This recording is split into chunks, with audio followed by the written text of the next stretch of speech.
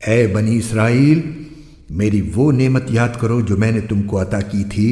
اور تم مجھ سے کیا ہوا عہد پورا کرو تاکہ میں بھی تم سے کیا ہوا عہد پورا کروں، اور تم کسی اور سے نہیں بلکہ صرف مجھی سے ڈرو۔ اور جو کلام میں نے نازل کیا ہے اس پر ایمان لاؤ، جبکہ وہ اس کتاب یعنی تورات کی تصدیق بھی کر رہا ہے جو تمہارے پاس ہے، اور تم ہی سب سے پہلے اس کے منکر نہ بن جاؤ، اور میری آیتوں کو معمولی سی قیمت لے کر نہ بیچو، اور کسی اور کے بجائے صرف میرا خوف دل میں رکھو، اور حق کو باطل کے ساتھ گڈمڈ نہ کرو، اور نہ حق بات کو چھپاؤ، جبکہ اصل حقیقت تم اچھی طرح جانتے ہو، اور نماز قائم کرو اور زکوٰۃ ادا کرو، اور رکوع کرنے والوں کے ساتھ رکوع کرو۔ کیا تم دوسرے لوگوں کو تو نیکی کا حکم دیتے ہو اور خود اپنے آپ کو بھول جاتے ہو؟ حالانکہ